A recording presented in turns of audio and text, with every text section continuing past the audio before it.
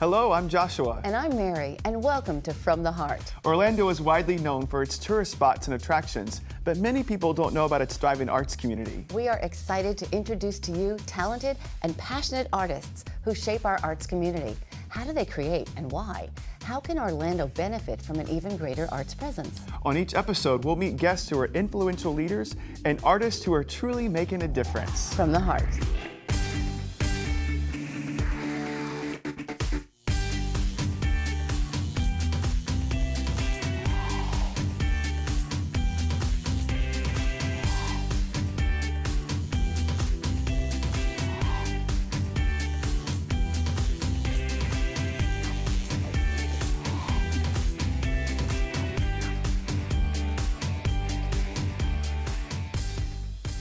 Hello, everyone. Welcome to From the Heart. I'm Joshua. And I'm Mary. We're excited to bring to you all that's new and good when it comes to the arts in Central Florida. Today's show is all about the Dr. Phillips Center for the Performing Arts. And here with us is Creative Director Robin Cowie to tell us about his role and work. Welcome, Robin. So wonderful to be here. Great.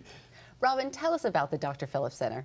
Well, the Dr. Phillips Center is one of the most amazing magic places that I think I will be spending as much time as I possibly can every moment there for the foreseeable future. It's a terrific performing arts center right here in Orlando, Florida. What makes it amazing and what makes it magic? You know, there's so many things that make it amazing and magic. One is the place, for sure. 2,700 seat Disney Theater, Walt Disney Theater is just going to be incredible. The Pew Theater, the Alexis and Jim Pew Theater is just amazing. How large is that? Well, that's 300 seats. It's actually really interesting because it can be configured in multiple different ways. It's really a community theater. It's a black box on steroids. I mean, it's just like nothing, like no theater I've ever seen before. And then the Senate Plaza as well, which that can scale up. I believe it's anywhere from 3,000 to 10,000. Don't quote me on the top number, but it really is a very large space. And of course, we have the Mayor Bob Carr Theater that we are managing as well. And in phase 2, the next phase, we're going to build an acoustic theater, which we're really excited about. And then in addition to those wonderful theater spaces, there's meeting spaces and areas where people can hang out or like have a wedding or actually have more different kinds of performances.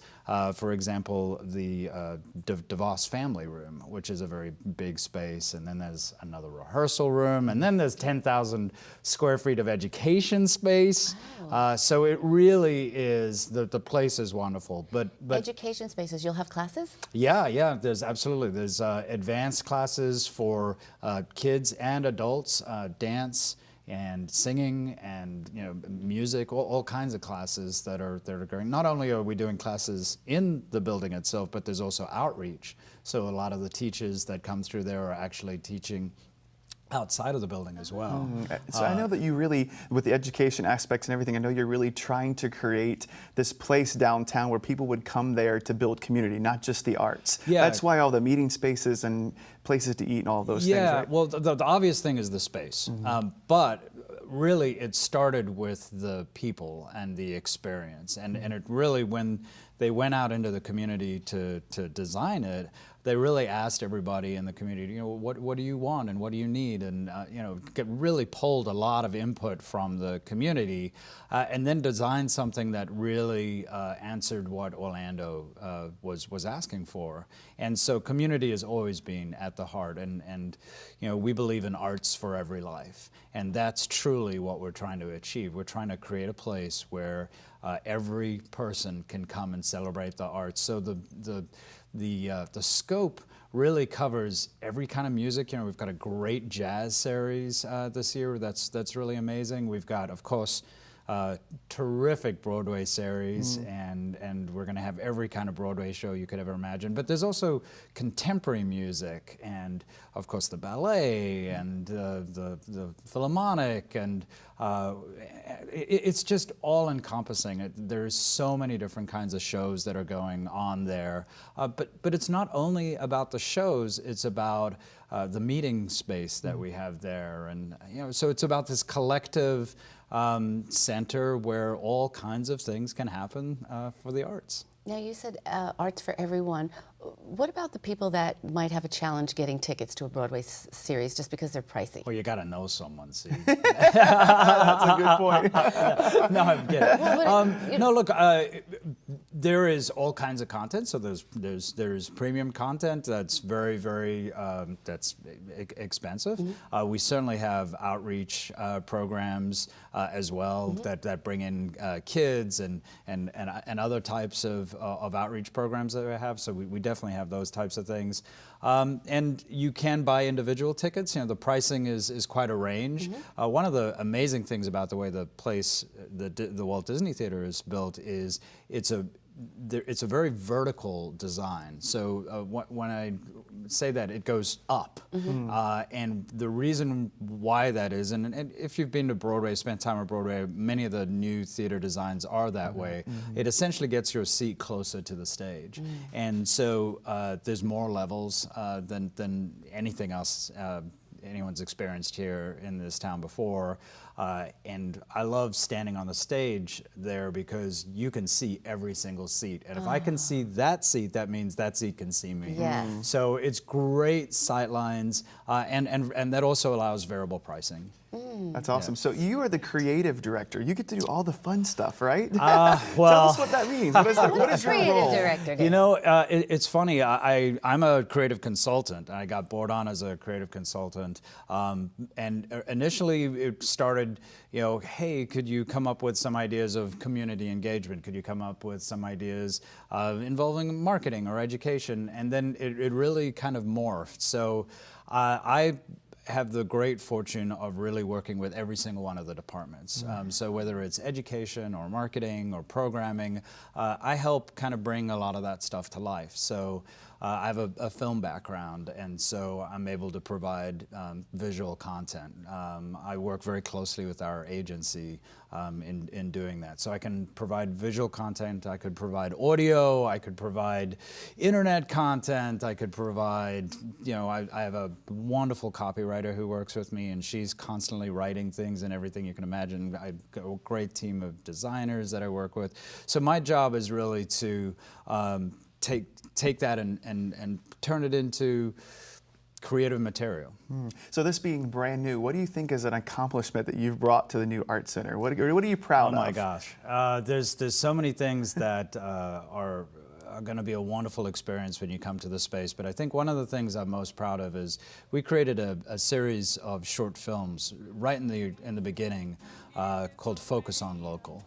And the idea was to bring local filmmakers together with local performing artists, groups and individuals, and do these short films about them, and really use the Dr. Phillips Center as kind of a beacon, as a loudspeaker, if you will, for the rest of the community. And we started that really early on. It's an ongoing series. It's community involvement is something that I'm personally very passionate about, and it definitely follows the Arts for Every Life and what Kathy and everybody there set out to achieve. Where can people see those films? You can see them online. Nice. What's You the can come website? to our site, drphillipscenter.org, and it's Focus on Local is a section on the site there. It's also on YouTube, and they've been shared, and that's an ongoing series. So we invite people on our Facebook site. Tell us about your favorite local performing artists. If you're a filmmaker, volunteer to get involved, and we get people all the time. So that's a very small part, but the reason why I bring it up is that it really it kind of encapsulates a lot of the material that we're trying to create. We have these visual screens that will be around the space itself, and we're able to highlight things and talk about things. And again, the vision is not something that happens in these walls. It's a place where people can commune, but also come in and go out. Be fed and go out and exactly. spread it. Yeah, That's awesome. and Orlando has a wonderful arts community, and this is just going to provide an arena, if you will, for people to come and share. So tell us, where can we go to find more information about all the things that are happening, the shows, the concerts, the videos? Give us the website again. drphillipscenter.org. Is it DOC or DOCTER? Center, as in the Okay, word. just wasn't sure. Yeah. DR. Yeah. Just make sure. drphillipscenter.org. Yeah. Awesome. There's so much great buzz and excitement about this, and this has been great talking to you about it. We could talk a lot more about the center, and we will in just a few moments. As a matter of fact, we certainly will. Fortunately, we're going to have more time with Robin Cowie in just a little while on From the Heart, when we get to hear what Robin was like as a child and what his journey took to get him here today. Thanks for joining us on From the Heart.